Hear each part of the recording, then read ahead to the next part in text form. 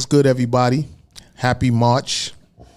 You know, this is the first show in March, so we are now like ending out or getting into the end of the first quarter. You know what I mean? And for everybody that know the different quarters in business or hip hop is or business period is 4 quarters in a year, which is 3 months apiece. And we're now in March, so we're ending the first quarter and going into the second. So shout out to everybody that got a lot of things accomplished in the top of the year, because everybody was like, oh, new year, new me, or this year's mine, and next year I'm going to really do my thing. So if you really was doing shit in these first 2 months into the third month, then salute to you. You know what I mean? Hand claps to that. Yeah. Make sure you file those taxes. Yeah. See, there you go. That's so. And the voice you hear me talking to, or you heard in the back talking about taxes, you know what I'm saying? That's is right there, is now. You know what I mean? And he's very hip and suave on taxes and just economic stuff, period. I don't want to just say taxes. You know what I mean? He's economically, he's a very good person to know. You know what I'm saying? Straight cash, homie. Word up. So, and he is now here on GRINDHARD TV podcast, and that's what it is, man. So we're gonna talk about economics and money and everything like that, but we also want to get into a lot of the new headlines that was out, and I'm really kind of disgusted about a lot of things and certain issues that's coming up in the game, or not in the game, but in America right now. Like, it's taking my mind off the creative part of things that, you know what I mean? Like my creativity, I can be very influenced creative wise by furiousness and vengeance. You feel what I'm saying? Like, that's what I mean. Like, I just want to create like videography, music, you know, marketing, things like that, doing better things with my children, and you know what I'm saying? But some of the headlines that's going on today is making me look at things like vengeful and disheartening and angry emoji face. You know what I'm saying? Like shit like that. So I want to talk about this. And one of the headlines is, you know, in Mississippi, they're saying that they reinstated the Jim Crow laws. Now, for everybody that don't know what the Jim Crow laws is, that was when back in the days, and not too long ago, maybe like 60 years ago, it was supposedly really been finished. But this is when Caucasian people was able to just do whatever to black people, and they were never wrong. You know what I'm saying? Like how Emmett Till supposedly whistled at some lady and he got killed, and a bunch of different things happened where some, what we now today call Karens, would say some shit and lie about a black person doing something to them, and an angry mob of white people on their horses or their horse and carriages or in their pickup trucks will go and attack the person and kill them and hang them and burn them while hanging them, and take pictures next to it and take little burnt pieces of the body and have them as souvenirs. And I know for a fact that I'm not allowing that to happen to me or my family. So if they're trying to reinstate laws back like that, like something got to be done about that, or that has to be national news, because a lot of people is not really talking about it. And that's one of the things that I wanted to make sure that I was live today in studio with like-minded people that can, you know what I mean, really address the situation in a very articulate way. You feel me? Because this shit is ridiculous, and I'm kind of upset and offended by the shit. So I want to talk about it. So I got is now in here with me, and we got Math. You know, actually we got Styled by Poverty in here producing the show as usual, as y'all know. And I want to hear like some of the takes on that. So, yo, like, let us know, like, what's your take on that and how you feel about that? Well, it's heavy when you first hear the. First, let me say thanks for having me. I'm happy to be here on Definitely the GRINDHARD TV podcast. Been hearing about it for a while, checking it out. I'm happy to be I guess. That's a fact. You know, you hear Jim Crow, automatically the first thing that comes into our mind is it won't be me. All right, I ain't gonna be the one, you know, getting hung, burnt, whatever, you know, craziness. Yeah.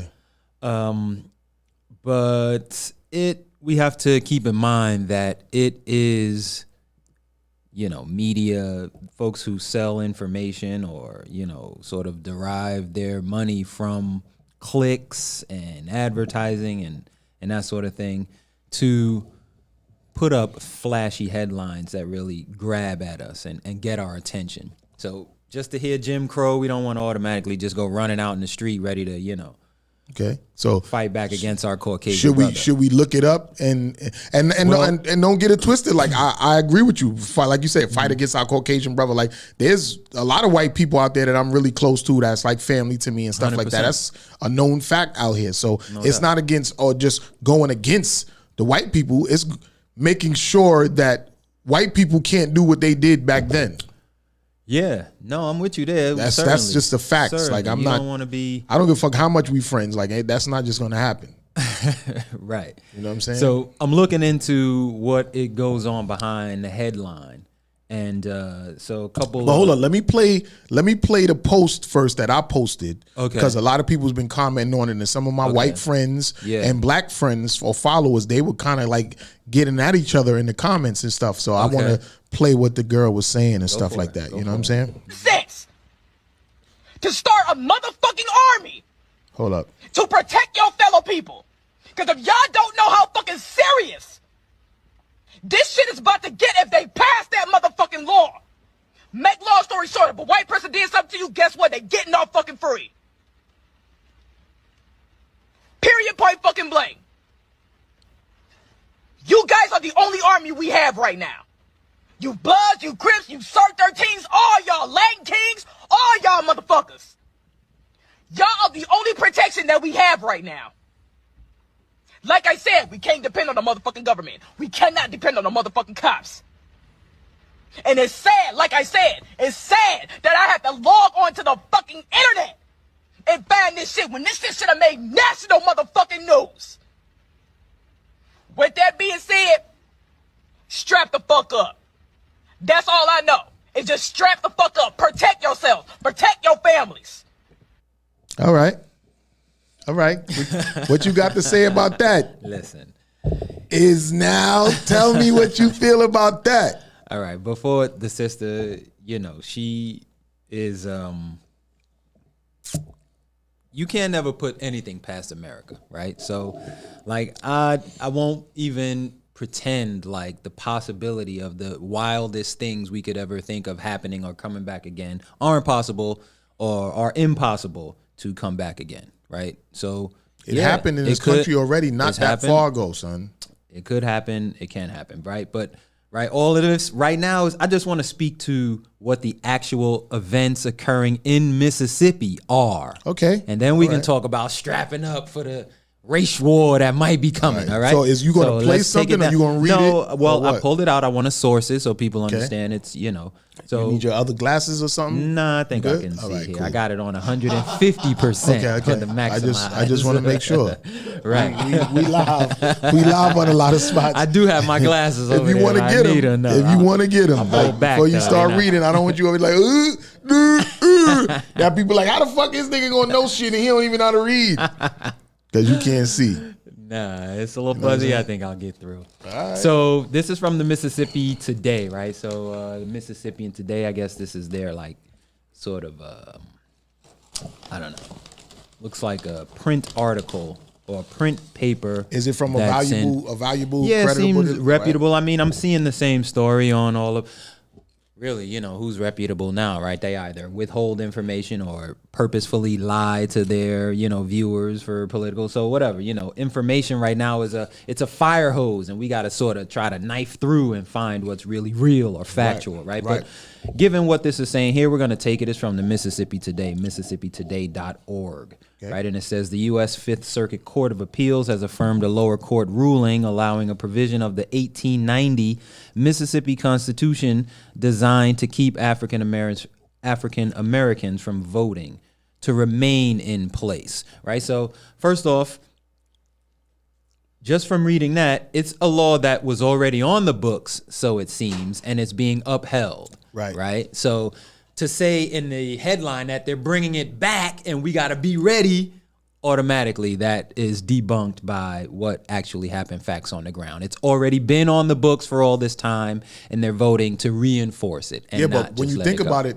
right, there were laws back then that they can rape, rob, pillage, and hang and lynch black people. So them laws was already on there. Even in the laws, we are not even considered equal human beings to white people. What? Wait, say that again? There's laws where it says we're not even full human. There were once 3/5 compromise, right? But what I'm saying, that was, you think that was taken out, or that just was like closed? Closed is, you know, all just like they closed that law where they talking about they want to do the Jim Crow shit again. That was already on the books. They just stopped it when they supposed to freed everyone, but all those laws are still in the laws. Well, this particular law talks about felons being able to vote, right? And in Mississippi, according to this article, felons in Mississippi are not allowed to vote. Now, we know, you know, and I'll have to sort of do a little bit more digging, but I believe some voting rights for felons have been reinstated federally here now. So this Mississippi law seems to sort of fly in the face of the larger social movement that we have for our brothers, our returning citizens, mostly, who are getting some of their rights back, their gun rights, their voting rights, all wonderful things.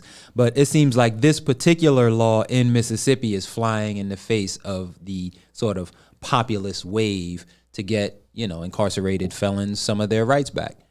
Do I agree or disagree with Mississippi's rule? I don't. So personally, before I go into my agree or disagree, because I don't agree with it, right? But it's already on the books. So who am I to disagree with something? Of course it's on the books. Something? It was like we were considered less than, and you know, they were doing anything to us. It's in the history books from Emmett Till to even now up to date stuff like Sandra Bland, George Floyd. No doubt. It's the same thing going on now. So for them to really be talking about it, it's just putting a fire on something that's still actually going on right now. All of these people that were, and she said it in this post. I don't know if I started it too early or whatever, but she said, we can't even trust these cops. We can't even trust the black cops. That's because those cops went out there and they practically lynched that guy. A lot of police officer friends, a lot of good people in NYPD who I know personally, and I love them. So I'm not going to talk bad about them. Yes, I'm not talking bad about cops. Wasn't I just on the last show where I said a cop pulled me over when I was on my way to Rich's funeral? Oh, I'm not saying you talking bad about them, just for the record. All right, cool. I want to just clarify everything because we here to clarify stuff up. But you know, we know police force was started to catch slaves. Freed slaves. That is, to my understanding, the original force was a slave capturing force. I would look at you as one of the smartest guys I know. And, yeah, well, I appreciate that. That's a low bar. You know exactly what I'm talking about. Like 100%. In the police sign, their little logo, there's a fucking slave master with a whip. In the logo. Oh, I never noticed that. But we can look that up too. Okay. In the police, in the police logo that they have. It's a slave master with a whip, bro.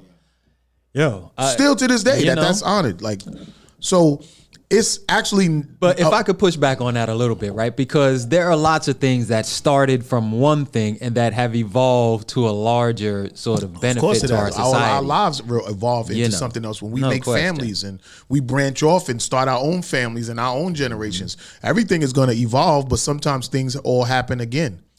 Police and fire are a necessity in our society, I believe, to keep and maintain civil order, as we all socially agree. And everybody's not going to be good, and everybody's not going to be bad. That's right. Once you are, it seems like a lot of folks are accepting more of the power and appreciating the power rather than the responsibility. And then once that power goes to their head, you see what happens in, Minnesota and where was that? This latest one. I don't even remember. There's so many. Mississippi, everywhere. Just America, right? You don't even have to name the states anymore. It's just like everywhere, right? Everywhere is fucked up, bro. Everywhere. And it's like, you know what? I'm going to push back on that too, right? Because I think everywhere seems to be more fucked up because of these things that we are able to connect with all the time.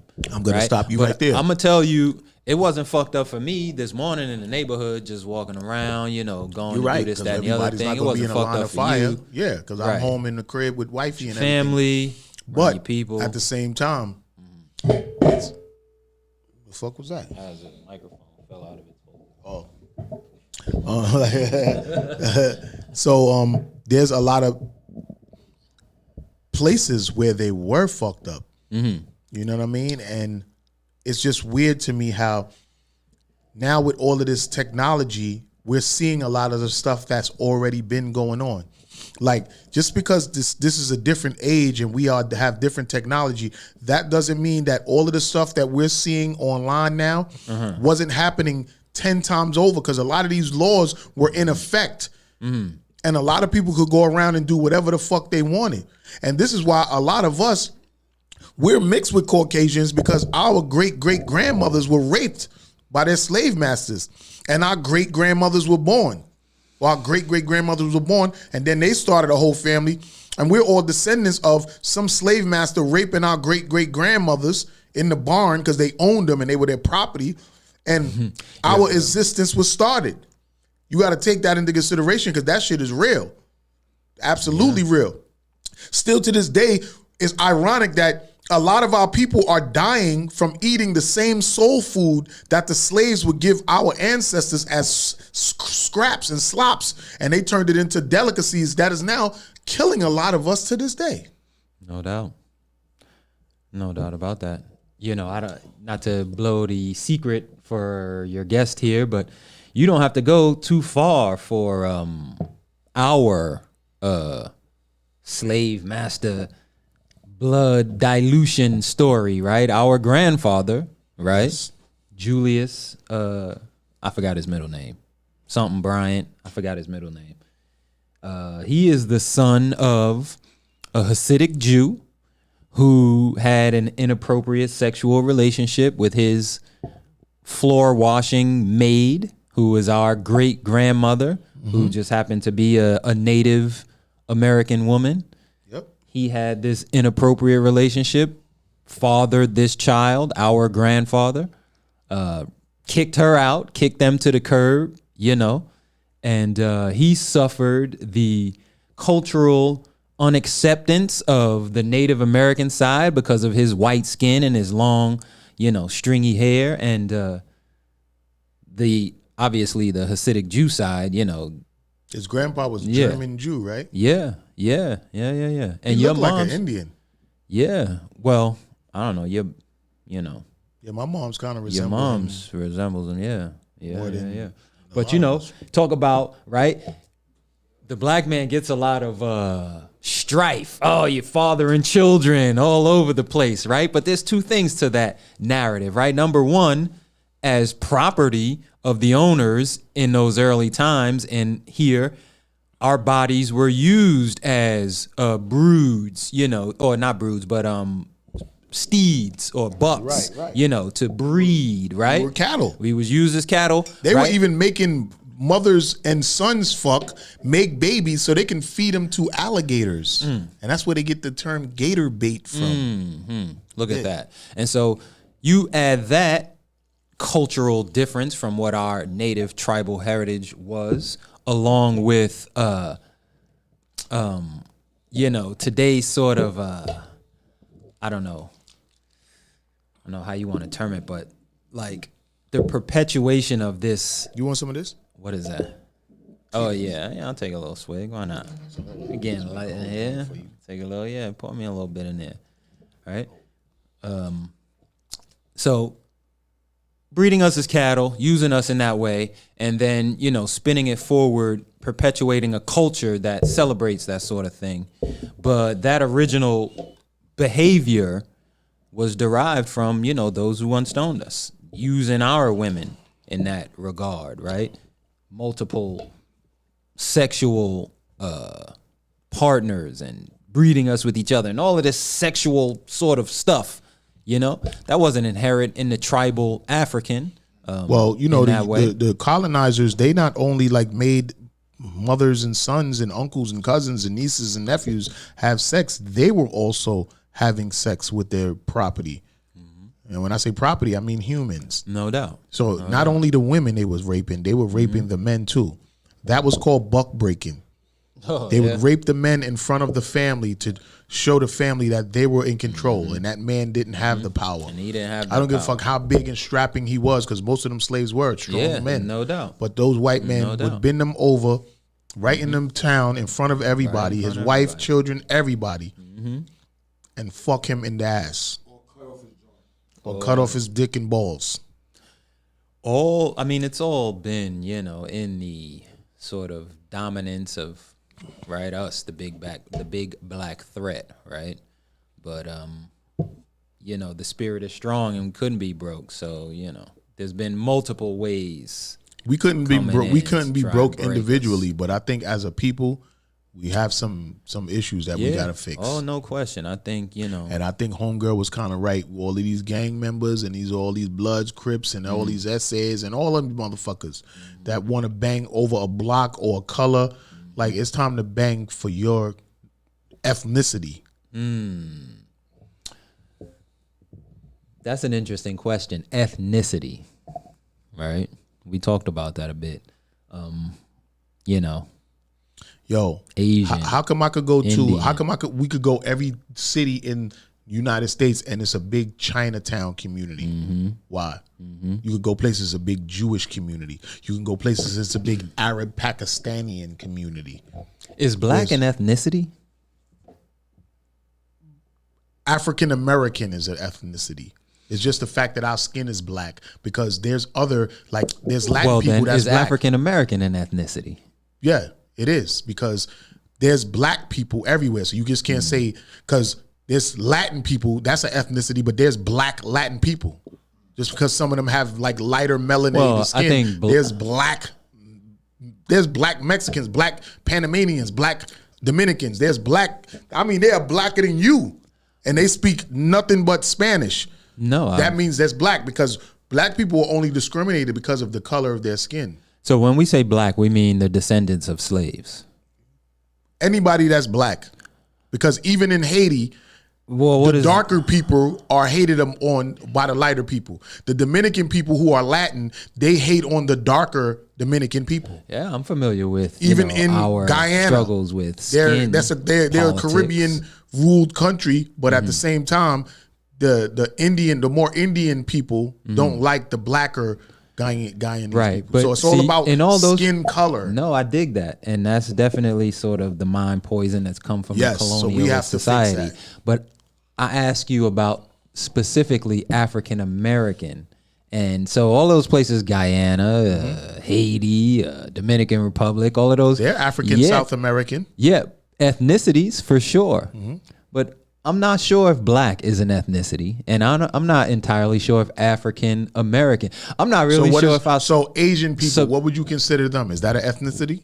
Yeah, I think well, I don't know. Asian is broad, right? Because we can be talking about Southeast Asian, we can be talking about Oriental, like talking about Chinese, you can be talking about Taiwan, Japan, or whatever. Yeah, 100%. And they don't like each other. No doubt, Korean or whatever. Yeah, exactly. Sure. So yes, it has but to be each ethnicity. one of those sort of subsets of what you would term Asian or Oriental or whatever has their own specific ethnicity with their own specific I don't know. But what if they values? What are symbols? What are they totems? all to you? What are they all to you? Or black person or black man? When you look at a Filipino Asian person to a Japanese Asian person to a Vietnamese Asian person to a Chinese Asian person, what are they to you? They're Asian. They're Chinese. You don't look at Vietnamese as they're not Chinese because they're Vietnamese. Oh, they're not Chinese because they're Japan. No, when you look at them, they're all Asian to you. So their ethnicity is Asian. Just like when they look at all of us dark people, we're black to them. And some would say niggers. So that would be right, and that would be what we would call a social fact, right? I only speak facts up here. So, but that social fact doesn't work in our best interests. Let me tell you. That's why we have to change some things. Well, who is the we, right? Is it black we, people. the community, black folks who have, you know, to a large degree, very little say, or an increasingly larger say in the public narrative. But within our community, hold on, let me tell you this. A large say, I don't know. The grand media, you're gonna get maybe, I don't know the numbers. We can get a fact check, but media dictates everything. Like when the government wants to fuck something over, they'll throw something in the media to fuck you all up. And if they want to take it real crazy, they'll throw a little pandemic in the mix. But black people, with our culture, we can kind of control the narrative. We can, but we're too busy. We don't control the narrative, and we never control because the narrative. we're busy. We're too busy trying to be up at the with these other people that we won't allow our popularity and our platforms to do that. It's not a lot of people that speak out about the real shit that's going on. Soon as Kanye West spoke out about it, look what happened to him. And there's other big millionaires out there that have big platforms that everybody's paying attention to, but they won't say nothing about it because they don't want to get that same fate. This country has been built on showing black people that we're inferior to these people. And if you get out of line, you're going to get whipped. So it's a lot of black people that's in power that can really take a stand and spread the word about shit that won't say nothing. And the ones that do say something, oh, they're crazy, they're schizo, or they're bipolar. I think you give the fissures and the fractures within our social hierarchy in our own community are just as much to blame for the lower end of our people suffering as, you know, anything any Caucasian or redlining or any policies have done. This guy is so damn smooth. He is so damn smooth. You know, I think we don't really control the distribution and the means to production on a mass scale that can affect the hearts and minds of people to really change the narrative on black, quote unquote. Mm-hmm. And when you are attributing black to a folk and you attribute that same terminology with negative connotation, you know, whatever it is, welfare, crime, et cetera, then you're always painting everyone with that same broad brush. And if we really, in my mind, want to right? Transform, evolve this society we live in, America, our country that we participated in building in. I mean, really, there's only three ways, right? Militarily, it's not going to happen, right? We just don't have that sort of power. As much as the sister wants us to arm up our gangbangers, all due respect to my peoples, I know a lot of them on both sides, Colorado, LA, here, you know, the homie and all of that, right? It's just not a lot of winds going that direction, right? The government's been destroying whole cities, and like there's rivers in America that are cities, rivers that buried black cities. Black folks not going to win a war for equality militarily. Politically, you got a much better shot, but it seems like, you know, once you get to a certain age or a certain level, you know, you're bound by what that swamp is. So economically, I believe, and why I've devoted myself to everything I do every waking moment, being about empowering my mind and my folks and sharing information, economically is the only way that I believe black folks will have a real say in what happens to them here in the world. Control of our spending and our dollars. Well, a little bit more than, you know, even before we in control of our dollars, I think we got to be in control of our minds, right? A lot of what we know about money is just wrong, false, inaccurate, debilitating, and, you know, consumerist. Money's really a big scam anyway. Our dollar is not based on anything other than our credibility and our ability to produce GDP, right? What's the GDP formula? I just seen something online where we don't even really never own anything. No one in America. If you buy a house, you really don't own it. It's called some abla something where you can really own your stuff without nobody else saying anything to you about it. But you pay off your house and you think you own it. You really don't own it. The government could really come and take your shit whenever they choose to.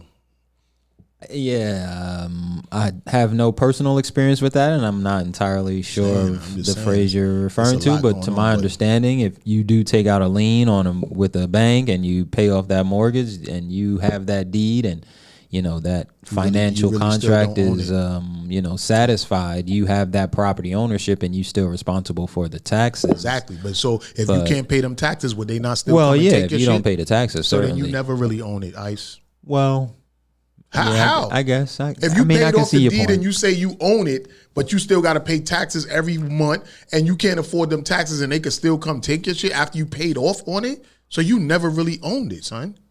You never really owned it. Taxes are a part of Taxes our American is a society. scam that makes sure that we gotta pay to be here, and all our social security numbers is really our EIN numbers, and we're all businesses. Yo, United States of America is a LLC, Inc. And so the smart thing to do for people who are, you know, right? You're not gonna, right? Who's changing the tax code today? Nobody. But what you can do is you can go read that code and apply those rules to your own circumstance and take advantage of the rules on the books. And that's what I'm about, rather than, you know, so much railing against. So the before we machine. get into what you're about and what you do and what you could bring to the, you know, the culture, I want to talk about my week. And for all of y'all that didn't know or don't know, your boy Worldorama is now off the market. I didn't tie the knot again. I didn't tie the knot. Show I didn't tie the knot again. You know what I'm saying? First time, real time. Yeah, well, I did it before. Y'all know from on the last couple shows I was on What's up, here, Brody? I see you. and I was talking about how, you know, my firstborn, you know, Miki, aka Hoff 2, and you know, I found out that he wasn't biologically my child. I was actually married to his mother, but I didn't let that traumatizing issue stop me from moving on and being in love again and marrying and remarrying again. And I did that, you know what I mean? February 28th. Actually, this year, February 16th is the first time I met my wife. And I wanted to make sure that we were married in February on our 15th anniversary. So Congratulations. we've been together 15 years, and I wanted to marry her on the 15th year, and that's what I did. And I always say what I'm going to do, and I do what I say, and we did that. So welcome to my family, Mrs. Bryant, and I'm always have fun with your family. You know what I'm saying? Every time we go out on vacations and cruises and parties and shit, I always have fun. There was a lot of ups and downs and trials and tribulations and hate each other phases and all that, but that's what relationships is about. We're both Tauruses and we love hard, and we sealed the deal. So yes, babe, thank you for taking me in, and I'm taking you in, and we now one. We're now one. You, Mr. and Mrs. Bryant. Black love, right? For all of those who say, right, you can't. You better, you can't get with nobody because you got that No, we are capable of being emotionally mature enough to move on from that hurt, become whole beings again, and give ourselves to someone else. Exactly. Fully. Because we make with it. We make women wives. We start families. You know what I mean? And we have to appreciate the women that we have in our lives, because the ones that are good to us, not just the women that's in our lives, because there's women in our lives that are not good to us. Facts. But the ones that are good to us, and you got to understand and know that I feel like I wanted to take myself off the market because I felt like this woman deserved it. She deserved to be a wife. And that's what it's all about with us men. If y'all ladies didn't know, when we want to marry you, well, some of us, because some dudes want to marry women because they need a place to stay, or they fucked up in the game and shit like that. But I married my woman after 15 years of being with her because I know she's the one.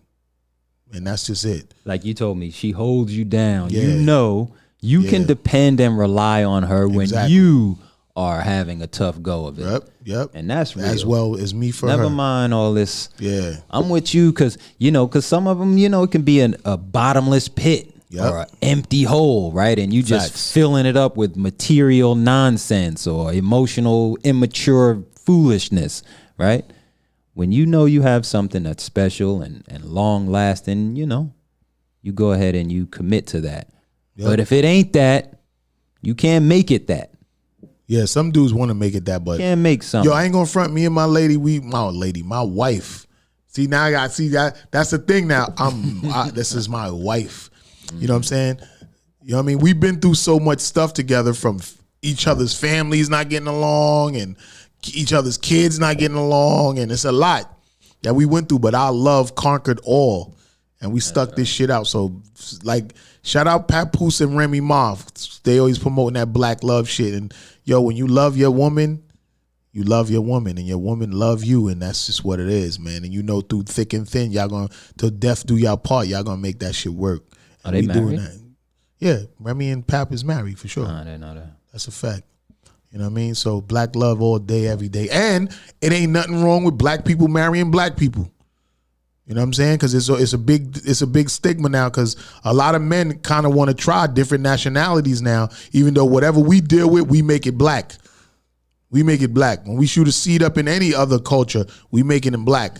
But, you know what I mean? It's all about keeping it in with your own, because that's what is really going on out here with all of these other nationalities. You know what I mean? They keeping it in with their own, and that's just how they sustaining the wealth and the the camaraderie with their own people. Like Jews have their own neighborhoods, Chinese people have their own neighborhoods, Arab people have their own neighborhoods, and they keep it in their family. You know what I'm saying? And that's what, you know what I'm saying, us as black people got to do as well. So I feel good also to have married a black woman, and my queen. She's my queen, and that's just what it is. And I'm off the market now. So ladies, just know I'm off the market.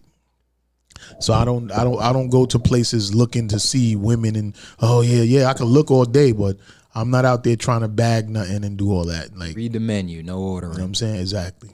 I'm just reading menus and gawking and looking. But I ain't looking for nothing else other than that. Relationships can be tricky, man. They can be complicated, but you know, if you can, I was having a heated discussion the other night, and I was saying, you know, if we can come to understanding, right? Because we don't always see the world entirely the same, exactly the same. And one situation can be viewed from two different perspectives, from two people who have different sort of cultural influences on their, you know, informing their thoughts, right? So rather than assuming a thing is this or that, simply come to an emotional, mature place where I can communicate calmly and reasonably. This is what happened. This is what I see. Please tell me what you're going through there, and let's try to come to some understanding. Because this thing upset me. This thing made me mad, or I felt a way about it, right? But I think once you start to get to the yelling and the screaming and the name calling right off the rip, it's just a bad way for communication. Well, me and my lady, we went through a lot. We went to physical fights, arguing, saying hurtful shit to each other. We didn't been through all of that. Yikes. And if me and her could stand through the test of time, through all of that, and still love each other and still be attracted to each other and want to do things for each other, because I can't even front. Like, my lady, she does a lot for me. Like, I'm not talking about like financially. I'm just saying, like, when we in a house, like, she just a homebody type of old fashioned woman that loves to tend to her man. She'll give me a little fight, a little something, because she's a Taurus, so she feisty, but she still does it. Yeah. Whether it's cooking, cleaning, whatever, just whatever. Like, and we got to get what makes us feel special. Yeah. And I got me a special one, and I gave her my last name. So nice. I love you, T. That's a fact, and you know it. I proved my love to you by letting you know, like, you mine now forever. You ain't never going nowhere. I ain't getting a divorce. This is it. This is my second marriage. I ain't getting a divorce no more. That sounds like the headlock. Yeah, exactly. You know, us Tauruses, we real bull fool. You stuck with me forever.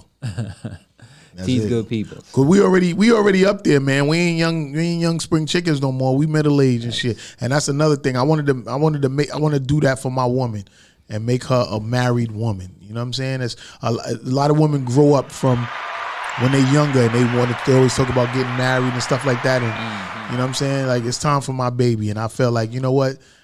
Ultimately, that's one of the great things I could do for her, is make her a wife. And I did it. So, an honest woman. Yes, that's what they call it, honest woman. I'm glad you said that, Ice. I wanted to make sure I said the right thing. Right. And I wanted to make her an honest woman, and I love her, and that's what I wanted to do for her. So here's my last name. You know what I mean? You're an honest woman now. And you know what's so crazy? Because shout out to my guy, Blue Diaz, because, you know, he been with his shorty for a minute, and he was telling me how he's ready to get married because I'm influencing people out here to get married. Look at you, like steering them. Yeah, you know what I'm saying? Yo, I ain't gonna front because honestly, since I've been married, or since I've been in this relationship for a while, but since I've been married and we ain't been going through no real issues like that, I don't have the need to really worry about other situations or going places and trying to get the women and going places and worrying about the women. I got more focus on my business and my children and my job and just doing things. I don't now have to chase and worry about a woman because nobody chasing I'm off the market. At 50 I'm years off the old. market. Like, go ahead. Yo, ladies, go ahead. Mama, I'm in this club to have a good time, maybe film, network, you know, do a show. I ain't worrying about you, mama. So don't think I'm here to try to bag you. That's right. If my lady ain't there with me at the spot, she home right there taking care of shit. I'm waiting to go back home to my family. The only reason I'm in here is because I'm getting paid. Yeah. You know what I mean? Why would I I'm be here on running some for business nobody? shit. So that also is what this does for me. It takes me off the market to me going anywhere and even have to worry about any of that.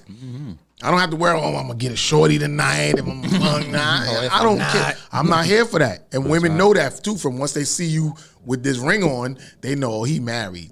So they may try to test you or whatever the case. They definitely going to test. Right, but they know 100%. that you ain't here for them. Right. So whatever else you doing, whether you chilling with a drink at the bar, just vibing, they know you. If she ain't there with you, you got somebody at home. You got to be somewhere at some point. Exactly. So get up, get the fuck up out of here. Fuck up out of here. Exactly. If I want to test it, I know it's going home eventually. Word up. So yeah, babe. Look, she on here like I can't with you. Yeah. That's right. That's how I feel now. So I'm happy to be married again. Like I feel good. What do you say about the fact, right? We were talking about things being created. Right? Right now, you have subscribed to a what do you call it? To a ritual. Let's say that its original intended purpose was to create the productive Caucasian male. Right? Men prior to marriage were having multiple sexual relations, right? But we all go through that, even if we're married.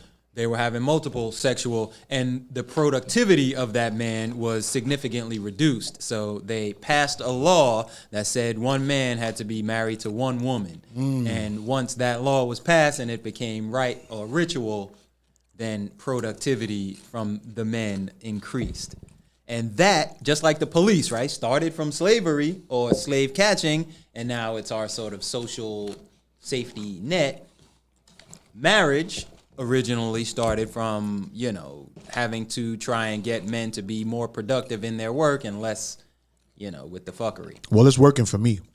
Is that right? Yeah, it's getting me not focused on trying to be out here looking at ass and feet and titties.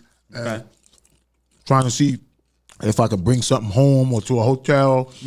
Like, it lets everybody know that, look, I ain't here for that, mama. And I like that. I like the pressure of that being off me. I see my guy GVO. Big shout out to GVO Tahir. I see you. Yeah. He says communication is key, but having a foundation as an individual is even more important. I'm with you there, brother, for sure. Right? Like, we got to bring, I think, the healthy way to exist in a relationship is to bring your full circle of love for self into the middle. And then that other person brings their full self or love of self into the middle. And then that forms that strong union there. And communication definitely lubricates the wheels when you come to misunderstanding. But this burnt popcorn pretty good. See, you was making fun of it earlier. That liquor didn't kick in. Big shout to my moms. This is my stepmoms, by marriage, but she was around forever, and she loves burnt popcorn. And pretty good. That's where I get it from. Shout out to after this event, we going to Chris Welch's show right around the corner. But I love her like my mother. She knows that. I don't use the stepmom. We too close. And this is your father's wife. My father's wife, yeah. Yeah, that's what's up. See, that's the thing now. I want my son to be just as accepting of my wife as you are to your father's wife. You gotta do it, man. You know what I mean? Like, I want everybody to love who I love. She had a significant influence on my life. You know, her mother. I mean, you know, our grandmother, right? She was like this, you know, pretty, you know, she ain't really want nothing to do with us to a large degree. Or at least me, I don't know. I don't know what type of Me and grandma was tight. Grandma ain't want nothing to do with me. I don't know. And you lived in the same building as her. I know. Yeah. Went and got her paper every Sunday, but wow. it wasn't really like that. But my stepmother's mother, art, drama, theater, you know, we'd hang out. She was great. I know we ain't eating popcorn and everything, but just so y'all know, is my blood cousin, my first cousin. We grew up together. I got plenty of history with him. Actually, if y'all looking at me on the live right now, this cut right here on my lip, he did that shit playing around with a knife with me. Did I? Oh, yeah, you did, motherfucker. I don't remember that. It's when we lived in Brooklyn on some street. What's the street with y'all lived in the brownstone? Oh, Macon. Macon in Brooklyn. Yeah. Oh, yeah. I lived with a lot of family members when I was younger because we was like the black sheep of the family. We was homeless a lot, so we stayed with family members, which was cool because it built my bond with a lot of my cousins and shit like that. Thanks. And this is one of them that's here today with me on the show. That's and real. He's doing very well for himself, and I'm proud of him. And it's all love. As you are as well. There's DNA involved in here. It's not just that's my guy. No, that's my blood. No doubt. His mother and my mother are sisters. You know what I mean? So that's real right there, and that's why he's here. But we talked about the slavery thing and everything like that. We talked about marriage and all of that. But I want to get into what is it that you have to say about economics and the culture and stuff like that, and what is it that you have to say about taxes and things of that sort, and businesses and investments and things like that, because that's why you're here today. Well, you know, I appreciate that. The opportunity to share those thoughts, I think it's very important. I touched on it earlier. In our community, it's very simple. In what I deem the Afro-American community, our stature, our social hierarchy is, in my opinion, consistently eroding to the other cultures and ethnicities who are seeming to prosper while we continue to devolve, right? And if we're going to affect any change, as much as you want to see people in the streets, perhaps, or whatever it is, you know, social movements and the like, I think the true course to power in America is through economic power. That's the thing that moves the needle more than anything else. And while our spending dollars have true power, our economic influence dollars are meager at best, right? We're super popular during the presidential primaries. Why would we have a spending power of $3 trillion, but yet we don't own nothing? Because we have been trained as people for as long as we've been allowed to be trained to be consumers, and through our education, consumers of our own culture. Consumers of material possessions and things we were deprived of, consumers of just about anything we can work to buy, right? We have traded in our collective communal responsibility for our own safety and economic growth for our individual consumerist material possession. And it's weakened our unity. It's weakened our collective communities. It's weakened our family structure. And now it has us, in my opinion, socially weakened. What do you think we could do to get that back? Well, man, that's a spider web of solution. I think. Your opinion. My opinion. I think the first thing you have to do is really, poor people are poor not because they don't have cash, because they're misinformed. That's the first thing. So to fight poverty, I think first you have to be better informed about what money is, what our economic structure is, and what avenues you have available to you. right? I think you just have to generally have an understanding of economics, finance, taxes. So basically, we gotta anything that has to be do with money. we gotta be debunked to want to go shopping every time we come into some money. You know, we've been That's a mental thing that we gotta fix mentally. That's a lot bigger than just coming together as a people. We gotta mentally get out of it. You know, a lot of the things that we suffer from in our community are sort of internalized, generational, biochemical sort of programming, right? But I hang out with a lot of white people too, and time. they like brands and names too. They wear Gucci shoes and Gucci stuff, and they buy that too. Sure. Do their communities have the same impact? Are they under the same sort of historical, generational, oppressive circumstances not, we are? They are just as flashy as we like to be. Right. And the difference is, you know, not to be a hater, like, because I don't want to be a hater. I like to look good. I like to, you know, have nice things. You got on Ray-Bans right now. I do. And that look like a Louis sweater. You know, I'm not opposed to nice things. My point is, at what point do we... So you can't have it both ways, right? You can't say, on one hand, my community is impacted. I'm upset with what's happening in my community. But the nature of those issues, in my opinion, in the community are directly attributed to our economic, you know, circumstance, right? And our economic circumstance is directly, in my opinion, attributed to our transition from what was our collective economic growth and prosperity in the 30s, 40s, 50s, where we had to protect each other from the Caucasian burning our shit down, or we had to barter, you know, and trade and do business with each other because Jim Crow laws wouldn't let us do business with each other, right? Or with the other side, right? And so now we had unity in our community and we were there for each other. But now, you know, you go through 60s, 70s, 80s, 90s, and then we pivot to this materialist, individualized culture that is, you know, really about, you know, sort of but when you looking think about it, like success, but really not having the underlying balance sheet to go to that church. Say it again. Slave masters would make the slaves wear their best to go to that church. Yeah, no, this was a religion that was forced onto the slaves. Yeah, well, hold on. Religion looking good on Sunday ain't a religion. I don't know. All right, like they made them wear their best though. I don't know if they made them wear their best. My understanding, they allowed them to look other than their working selves, and I don't want to call it work because it was, you know. We know what it was. They wasn't getting paid. I don't mean to undercut it, right? They definitely wasn't getting paid.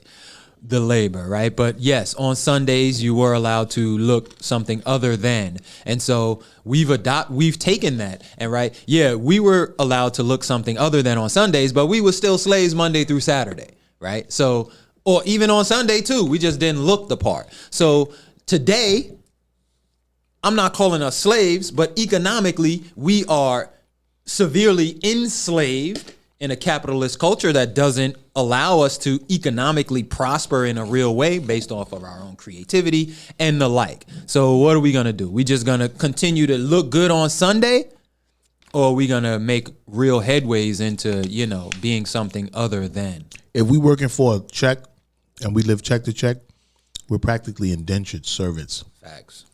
So a job means just over broke. 100%. You're paid a labor to help another rich man get richer by doing the labor of what he needs to keep his company running. But you paid a living. You paid a wage that you buy stuff for. That's right? the same. That's the same thing that Guyanese people were done. They were treated during slavery time back then, and that's why they feel like they're not slaves; they're indentured servants. Oh, because they were paid for their service. Mm-hmm. Whilst black people were forced. Like in the sugarcane fields, they were paid whatever. They were paid, so they feel like they're indentured servants as opposed to them being slaves. Whatever, nigga. I don't want to hear that. You feel like that. I work with a lot of them. That's great, and I won't pull anybody's reality out from under their feet, reality rug out from under their feet. But it's just like people feeling like the Holocaust was equal to slavery. No, people don't. Seen that new movie with Eddie Murphy in it? Yeah, I did. Yep. We watched that. Did we watch that? Oh no, we were talking about it, Yeah, but we didn't watch I watched it it a together. few times. Yeah. You know, I don't agree with that, but they're both, you know, atrocities. But one is, you know, I think clearly and obviously more like significant. But I don't think anybody wins when you're sort of comparing the horror of atrocities, right? Like, I would. Fire Vibes was good, my guy. You know, let me see what we got here. Shout out to my guy Fire Vibes. Was on the live. Oh yeah, you know. I definitely got to come back out there to Miami, vibe with you. You know what I'm saying? But how much more time we got?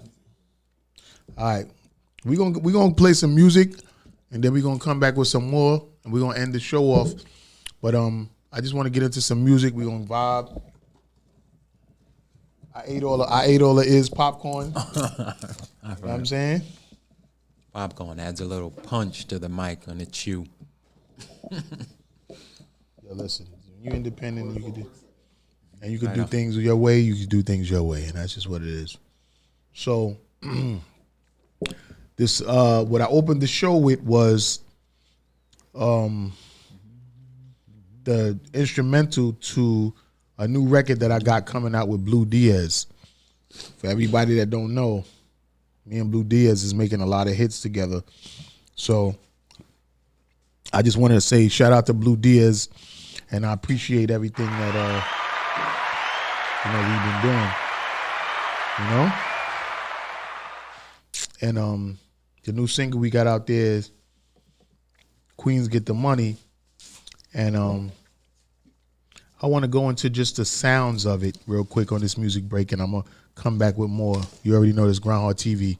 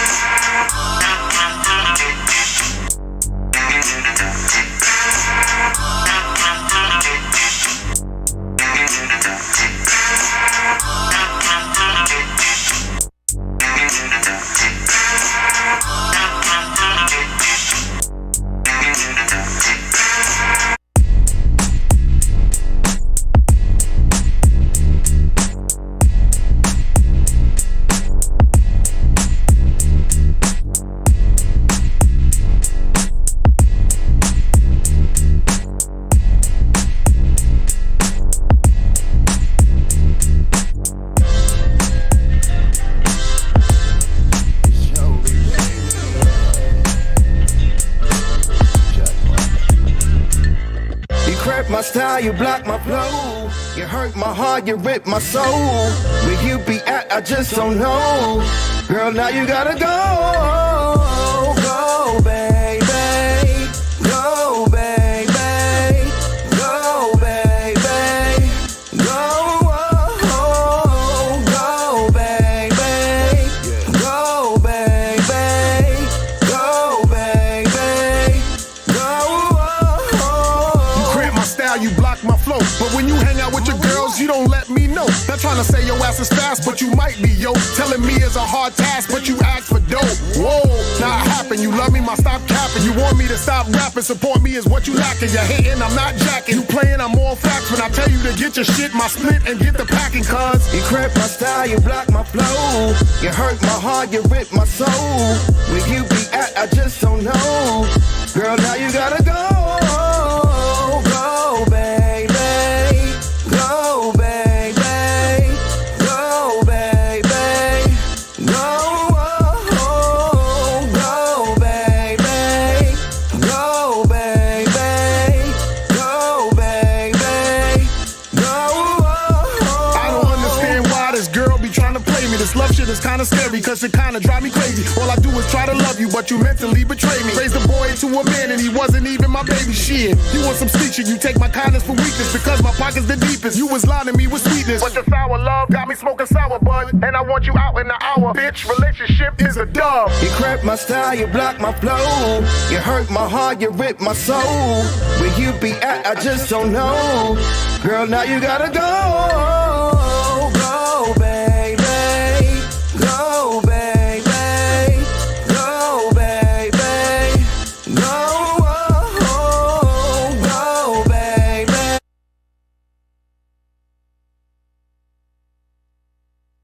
Once again, big up to my nigga Dr. Keller, world. My man Mark, Evelyn, you know how it's going down. Moses, holla at your nigga Ron G. 2004, Max Show.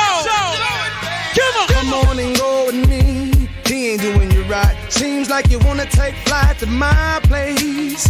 Spend the night. I can give you loving, girl. Let's tie right. Giving yourself to me can never be wrong if your love is strong. Come on over to my place. Spend the night. I can give you loving, girl. Come on and go with me.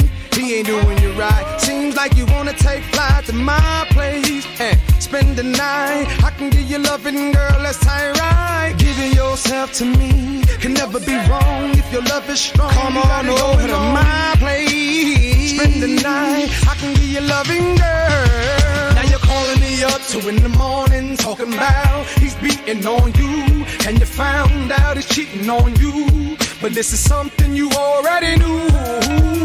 You prayed for him to change, but he just remained the same. And you really thought that he was gonna change. Now you're wondering how love bring pain. And I told you let him go, but nah, you ain't listen. Now you stuck in this position, can't go nowhere, can't even talk to your friends. Gotta stay in the house and got to pretend that you love this nigga when you know you don't. You know you feel for me, but you know he won't let you go. He got you so petrified. He's the reason why you still cry tonight. Come on and go with me. He ain't doing you right. Seems like you wanna take flight to my place. Spend the night. I can give you loving, girl. Let's tie right. Giving yourself to me can never be wrong if your love is strong. Come you gotta go to my place. Spend the night. I can give you loving, girl. Baby, just give me some time. You know everything will work itself out. I just need you. I need you to be here.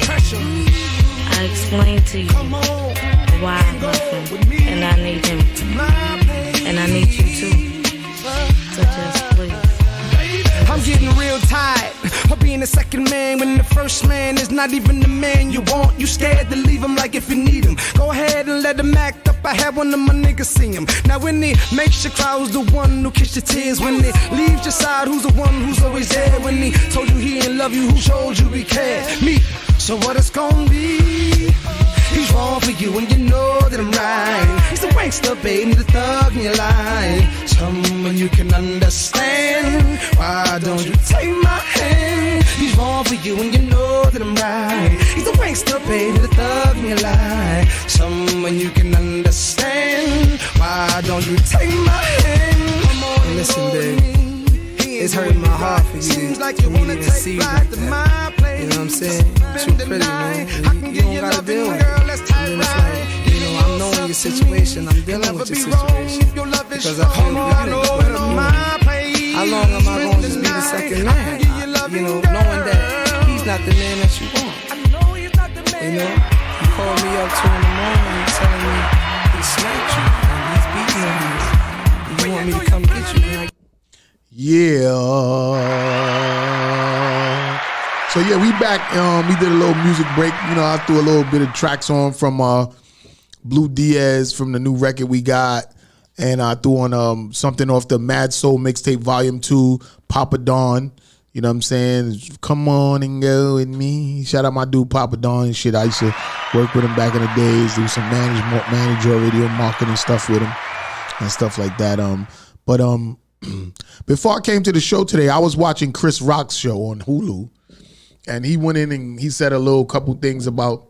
He said a lot of things actually, and you know, he was talking about a lot of different things, and he was talking about how One of the funny things that he said to me that I was laughing off of was when he was saying how the Kardashian father, he helped Will's, I'm talking about Will. He helped OJ get off of this murder charge of killing two white people, right? So he said God came down and told him, oh, since you want to help black people get off of killing two white people, we're going to make sure that your children only fuck black men. And he was like, not the good black men. You going to fuck the crackheads, talking about Lamar Odom. He said, you're going to fuck the schizophrenic crazy motherfuckers, talking about Kanye West. Like, he was going in, you know what I'm saying? He also said that the Kardashians, they taking everybody. It's like whoever they want to deal with, like as long as you black, they gonna take you in. Like, oh, come on in. You know what I'm saying? We taking everybody. He also said that he spoke about the Will Smith shit and how he got smacked. And what did he say about, what did he call it? He called it what? Something. The name of the Netflix special is Selective Outrage. So basically, they saying that he selectively picked Chris Rock because he played Pookie as a crackhead in New Jack City, while Will Smith played Muhammad Ali, and he's a big 6 foot something strapping man, and he wanted to smack the shit out of Chris Rock. And he said, honestly, Jada Pinkett started that shit. He said that since he didn't want to resign from hosting the Oscars because they didn't nominate Will in that concussion whack movie, he called her a bitch. He said, this bitch wanted me to not host the Oscars because she said I didn't fall back from hosting it because they didn't nominate her husband for the concussion movie. He made a mistake first, and he said the newest movie he got that's getting critically acclaimed, but because Will Smith got a lot of good movies. Let's not take nothing away from him. 100%. Like, come on, like, let's keep it 100. Will Smith got a lot of good fucking movies. I like watching Will Smith on air. He's a dope ass fucking actor / rapper. You know what I mean? But all throughout Chris Rock's joint, he was like throwing little shots at other rappers, and he was like, I don't want to get no rappers mad. So he was like leading up into the last 5 minutes of his whole hour-long Netflix show about the Will Smith shit. So what he said he even said something about Jay-Z.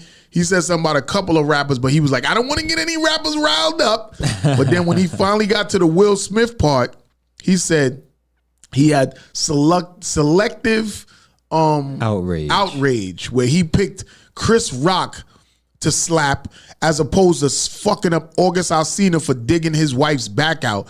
And instead, he let his wife interview him on her show and say, so yeah, I fucked our son's friend, and what do you think about it? And turned the mic to the people like if it was Will Smith, and he was just sitting there angry. And he said, Chris Rock said that he understands that it wasn't about Chris Rock.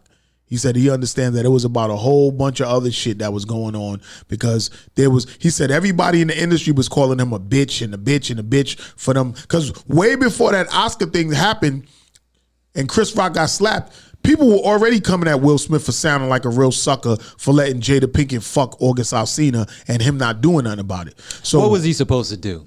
Block the dick from going in? He couldn't have. Jump in before. Oh shit! Here we got Is now. Like, what was the guy exactly supposed to do to prevent his wife from fucking another man? He was supposed to either whip his ass or smack the shit out of her. Yeah, but that's post dick entry. That's not pre. But still, right? All right. So a man finds his wife fucking a guy, and he comes in and kills both of them. Sometimes dudes get off from mental anguish, mental distress.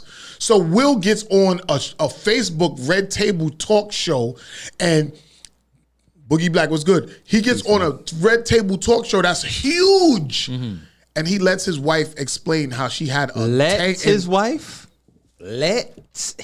Yeah, he let her. That's her show. He could have easily stopped that and said, listen, honey, I ain't doing no fuck shit like this when you fuck this young boy, our son's friend, and you parading him around all around the world, letting him dig your back out, and you sucking his cock, and now you want me on your show to talk about how I feel about you doing that?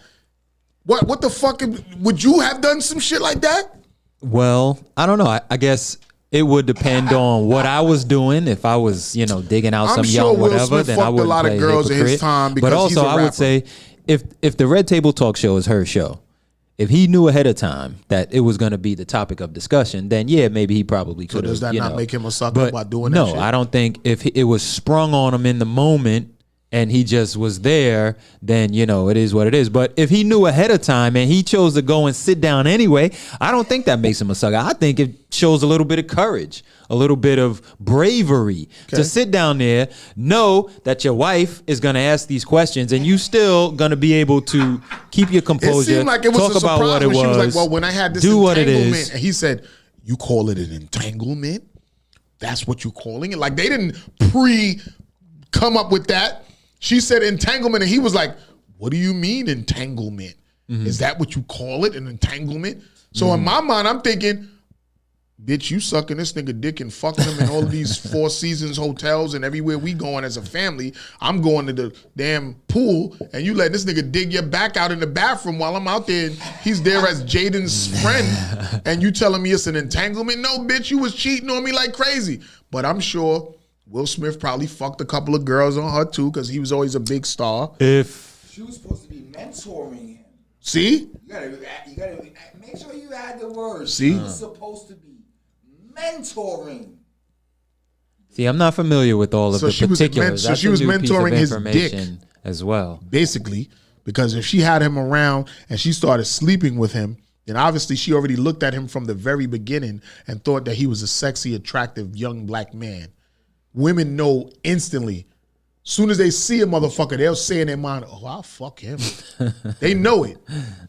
They know it, nigga. Ain't no mishap in that shit. If it was the reverse and it was if Will Smith was fucking one of Willow's friends and had her around and all that, it would be a whole Me Too movement against him. Facts. So that's why it's not right. He'd because be canceled completely. He would be canceled. They canceled him for smacking her over being annoyed of her fucking around on him with one of their child's friends. But if Will Smith smacked her, if he had sex with Willow's friend, right, after setting it up as if he was mentoring her in the business, and then turn around, he would have went down. And it would have been him being a predator, bringing her in to teach her the business, and then using his power to take advantage of her sexually.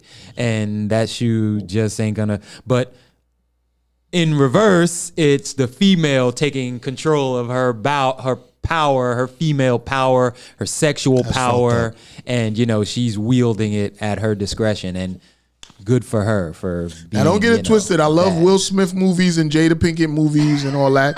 I just want to say that. I do love y'all movies. Y'all got some really good movies, but that was some foul shit. And like you said, it was kind of brave for them to put that out there, because 100%. that kind of put them on Front Street, so that everybody that would have gossiped and said shit about it, they already put it out there. They nipped so that nobody shit in the really butt. came to They them. took advantage of that story. They used that publicity. So we gotta for their applaud own them good. for that. We definitely You know what I'm gotta saying? applaud them. We definitely and I don't gotta see applaud how they them for that. calling Will Smith a sucker. You come out, your wife fucked another dude. You gonna come on her show and you gonna talk about it. That's not cowardly to me. That's bravery. Yeah, you got a point there. See, that's what I like, having extra sound mind persons here that can really let me see things in another perspective and articulate it in a way the way I can really understand it, as opposed to us debating back and forth. But I know for a fact that if my wife, I call her fucking somebody else, I'm gonna practically kill you, bitch. Somebody said Black on the Live, but why didn't his wife go to jail? Why is it so easy for us as men to sweep that under the rug? Because as men, we're supposed to be a lot tougher, and we're supposed to be able to deal with shit. Just like, for instance, we're out there working 24/7, working hard to provide for the family, while the mother's home supposed to be taking care of the family, but a lot of times the mother's home fucking the downstairs neighbor. And then they get away with it when pinning kids on motherfuckers. You know what I'm saying? And it's been like that for years. Exactly. Since the wars, I just seen on something online that there's a whole bunch of dads out there that are not really the dads to a lot of kids, especially out of Jamaica. There's a lot of fucking kids that think that somebody that's their dad is not their dad. I think that was happening with the world wars too. Yeah. Wars and stuff like that. Yeah. When all the men was going. Right. The wives were out there fucking these soldiers and then bringing that baby home to their husbands, making them husband believe that they were the fathers when they was really, the wives were out there whoring and fucking these soldiers. These strapping young soldiers that were fighting for the fucking service. Well, I'm telling you, most of them were black. I'm telling you, there's a lot of black people that fucked a lot of these Europeans in these countries that they were in. They are fucking a lot of them, bro. For real. And these women went home to their husbands, made their husbands believe that, oh, this is your child. The only way some husband was stopped at the gate was that baby might have came out a totally different color from them two. And they was like, hold up. Whoa. Something ain't right here. What's the TV show, the cartoon, over the hill? Something? Oh, the hill? The Hill. Oh, yeah, with the Indian kids and stuff? Yeah. They have it. Yeah, son, that shit real. Don't know that ain't his child. Right. And it's the dude from up the block. Yeah, and he looked just like the dude. Exactly. King of the Hill. Yeah, King of the Hill. But you know what's so crazy about that shit? I just went through that, man. Like, again, like I said it, and I say it a lot because it's like therapy for me, so I kind of see why Will Smith did it.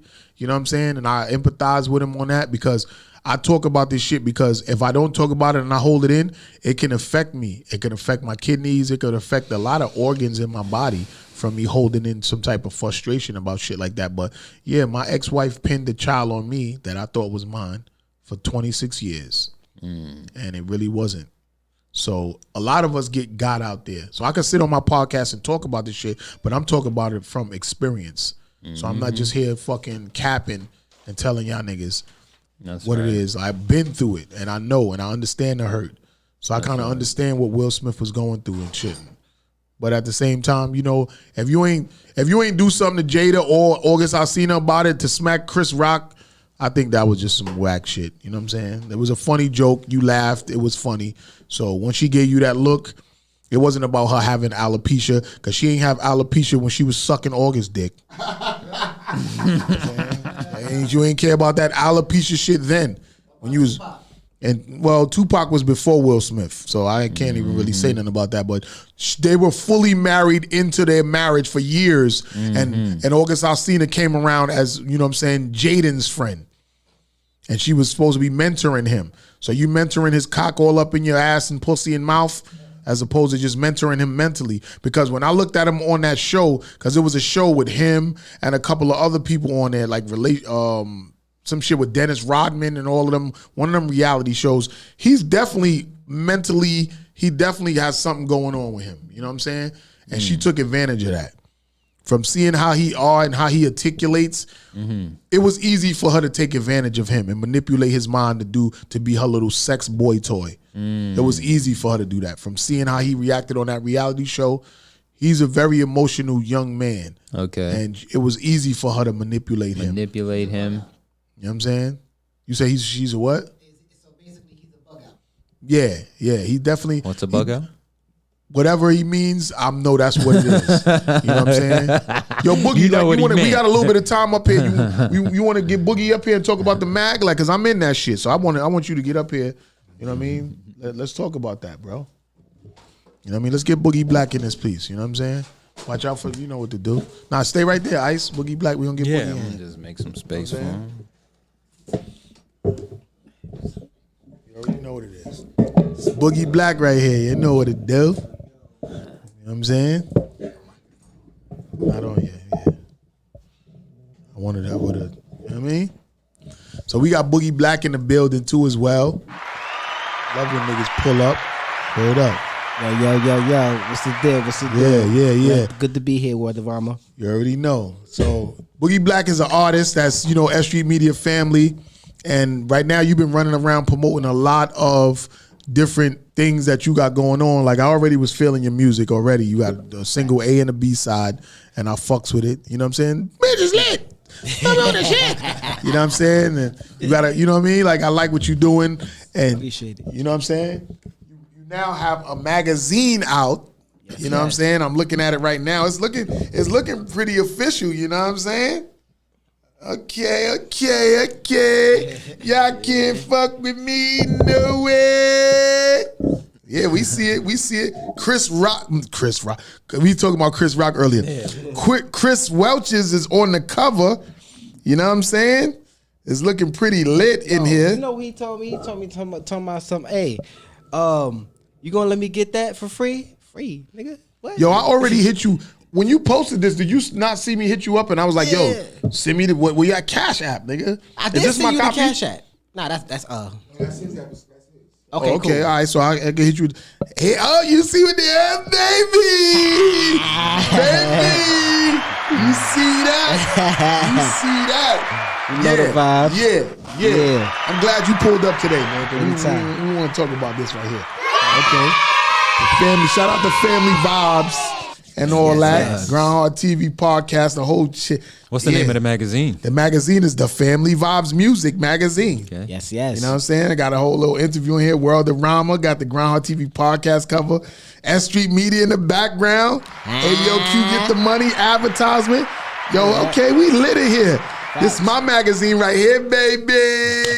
know it. You You know know what I'm it. saying? On the other side, we got KC. You know, it got to be that eye candy. So when we corner the market on all of the jails and send it to them, you know what I'm saying? You know, them niggas, R.I.P. K. Slay. R.I.P. K. Slay. We know what your magazines did for all of the niggas that's locked down. Facts. But now we got the Family Vibes Music Magazine. We could definitely have the shorties in here. So shout out KC, looking good, baby. I try to get her and I number. can say that because, I'm a married man now, but I can still send these books up. Nigga, you know you to my can't. guys. You know you can't. She hear that shit. She gonna be calling your phone. No, it's all good. I can send this to the. Ooh, look at that baby! I think I met her before, right? Hey, She was baby. at an event or something like that, I right? think so. She a singer? What's her deal? I think she well, a rapper. So if y'all want to know about her, just get the Family Vibes Music Magazine. It's a QR code on the joint, but where can they find it at? Boogie, tell them. You can find it at actually go to umadpublishing.com, or you can just DM me for the information. And Hold I'll up, tell be them there. again. Tell them again. All right. Hey, y'all can go to www.magcloud or umag.com and find it there and look up the Family Vibes Music Magazine. Or y'all can just DM me or DM Jerry Fontello at Fontello Studios on Instagram for the information. I heard of Fontello Studios before. Yeah, they doing Jerry. their things. Shout out Jerry and stuff like that. You know what I'm saying? Yes. So you are actually the head person that takes care of all of this and stuff like that? Yeah, actually, I just want him to actually do it. He's trying to let me do the publishing as far as doing the book and all that, Right. how to set it up. But I don't know how to do all that. So, I mean, look, I'm saying you could learn and do everything. Like I ain't even gonna I got front. too much going on. I can't learn. Yeah, I mean, I Word. could. I got too much going on, brother. You know. Tell everybody what you got going on, man. Let's go. We got some time here. Let's go. All right, well, shit. I got another album coming out. It's called the Boogie Black Album Volume 2, The Impeccable Thoughts of Love. Produced by who? It's mainly produced by Almighty Nate, JP Beats, India. Shout out to India. It's also the producer Bass Bit that's on the magazine. He's on there too. That's him right there. His name is Baz B. Yeah. Sebastian. I call him Sebastian, but that's his name. But that's you know what I mean? B. Oh, Yeah. sure for Sebastian. You good. He actually produced the song End of Both Worlds. Oh, okay. So- End of both worlds. What you mean? The Jay-Z and R. Kelly shit? Hell no. That's the best of both. Oh, Yeah, that's the best of both. So what's I the did end the of song both? to that. That's What's the end of both worlds? after going off the best of both worlds. The song I did on the first. Okay. You know what I mean? So it's going off for that. And then, I got shout out to Avia, the producer. I got him on it. And then I'm also coming out with another album called Demon Time. So, like, explain that to me because you were like a younger rapper and stuff like that. So, explain to the people what Demon Time means. Oh yeah. Before I want to explain that, I want to get to about my podcast. My podcast is called the Family Vibes Podcast Radio Show. Oh, besides okay. the book, so it's going to actually be starting next week on March 11th. Okay. And it's mainly produced by myself and Math. So y'all check into it next week on Saturday. we will be live doing this and doing that. So what's the Family Vibes magazine about? I'm looking. I was through. gonna actually name it the Liddy God magazine, but I So who made you do it the Family Vibes mean, joint? shit. Mommy, my mother. She said, okay. yeah, that Liddy God, you doing too much with that, boy. Go ahead and change that. Words change, you know. Like, might lose it. So I had to, for Mama Love, I had to change the name and made it sing Dwayne. That's what's up, man. You know, we was talking about Chris Rock earlier, right? I know you heard that joke about Chris Rock. He was saying how, there's 4 ways to get attention, right? We trying to get attention in this world, right? And 4 ways, right? First way, you can show your ass. Easiest way, right? Best way, quickest way. Second way, you can be infamous, do something that, did something. Timothy McVeigh blew up some shit or whatever. Infamy, right? Third way was excellence. Do something excellent, right? I don't know, Carl Lewis or John Lewis or whatever. Excellence. And the fourth way was it's escaping me. The fourth way, what he said, right? But it was some sort of stature, right? Oh, sorry about that. But the easiest way was to show your ass. And then I open up this magazine and I'm just looking at an ass. Like, it's straight an ass on this cover. So, like, I wonder if there's any talent around it. If you got to show your ass, do you have a real talent? I mean, to be honest with you, that's just a magazine. It don't really count as the person. That's just, the brand of the person, I guess. Okay. So I shouldn't read into it. Well, you thinking too much. That's that's number 5 too. Y'all could put that as number 5. Thinking. Right so out, that's another situation as far as that. But as far as those, those who are in the book, they do have talent. These are all artists, right? Yes, like, and especially Najuice. I actually worked on a song with her. Najuice. I actually did work on a song with her. It was actually called, what was it called? Nice. Drip Drip. DC native. But, shit didn't really get, and then the manager, what you call them niggas that be doing that little engineering. Okay. Mm-hmm. So he trying to get more money out of everybody, trying to get more money out of me and her. How you do the song. I'm real heavy in that book right there, boy. You heavy on the scene. Word up. Sure. You're looking a little smoky right here. Oh yeah, I'm lit right there now. we be up here sipping and shit like that. But see the bottom. Yeah, it's over. It's finished.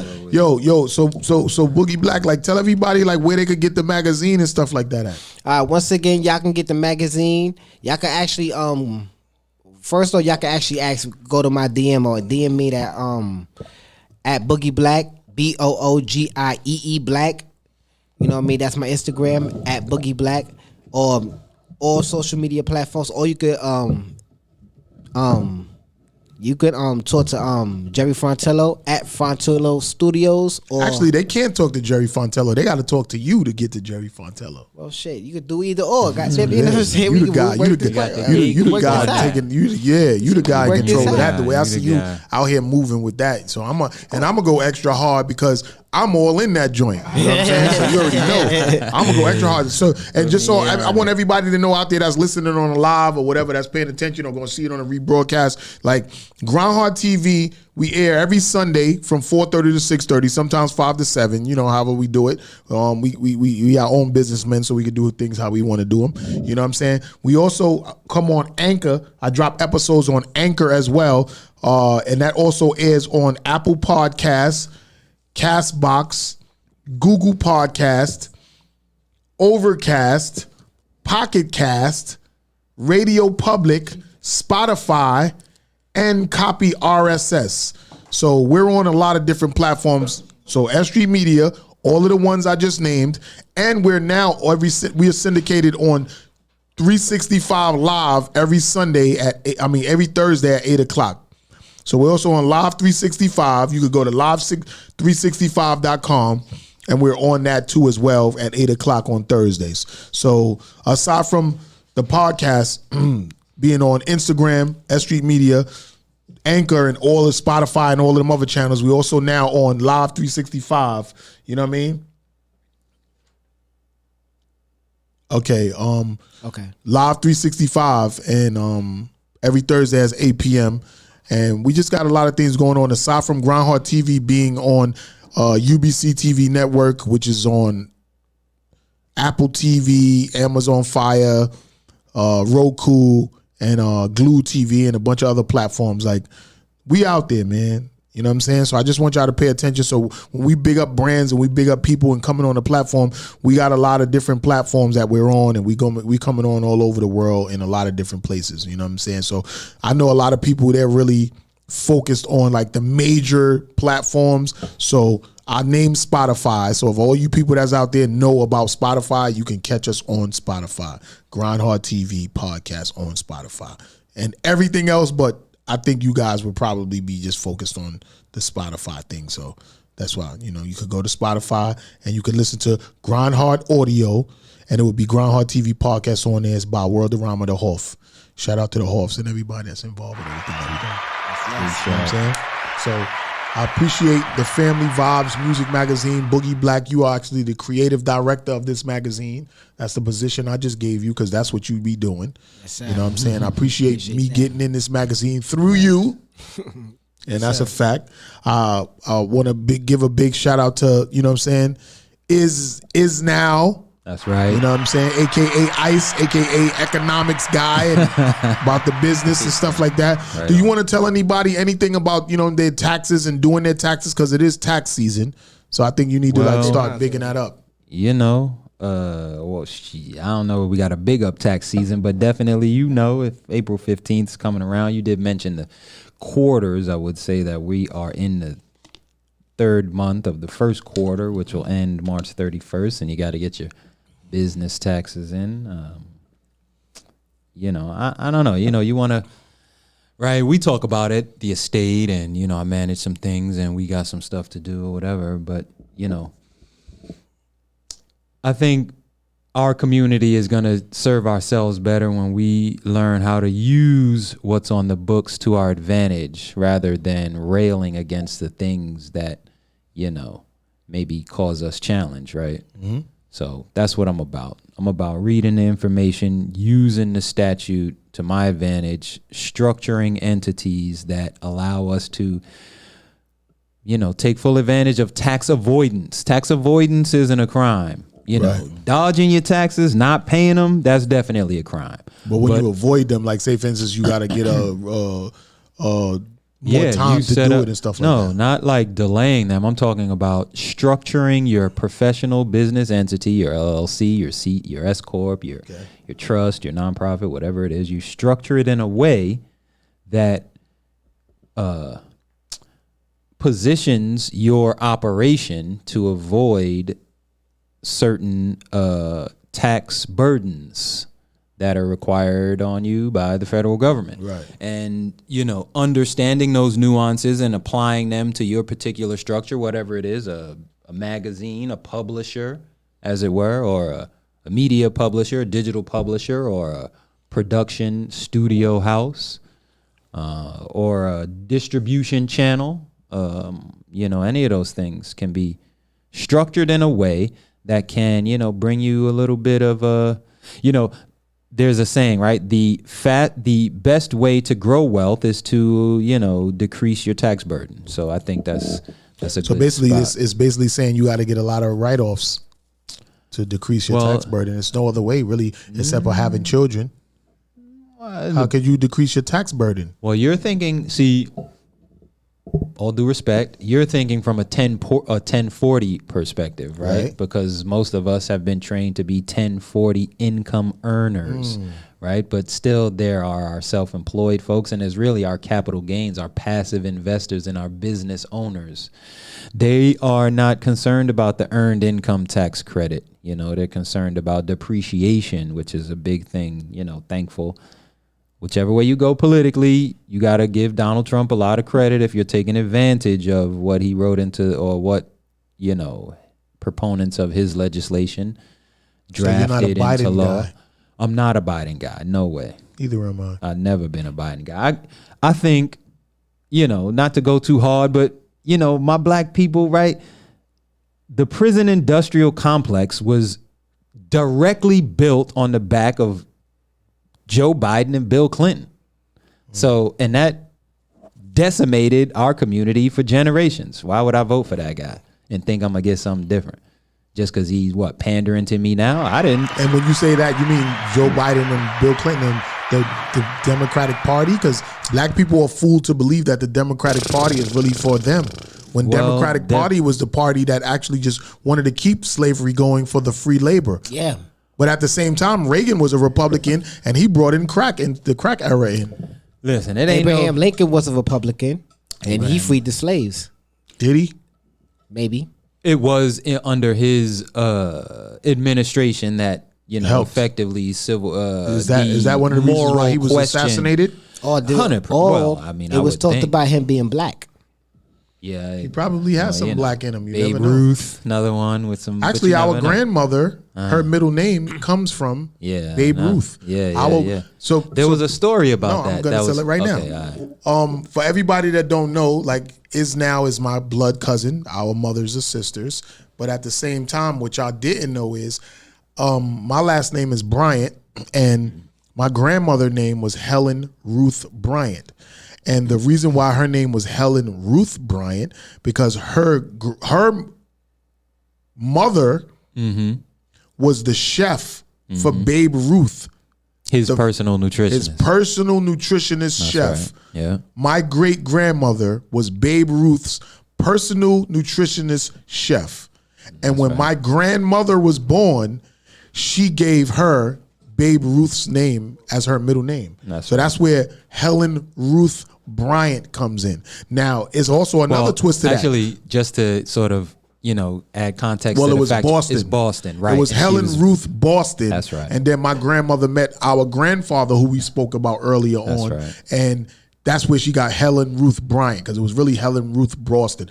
But another twist on that is that our grandfather, who you said was a German Jew, when his mother left, great-grandfather, our grandfather, Julius. Oh, okay, yeah, I'm with you. His mother took his mother's husband's last name. So in all actuality, that Bryant name that we promote and go hard for, that's really not our last name. That's not right. You know what I mean? So you see how that can work? Y'all brothers? Cousins. Okay. That's my blood cousin, my first cousin. Yeah. So like we all could go, we have a lot of legacy going on with us that's really not even our legacy, if you think about it.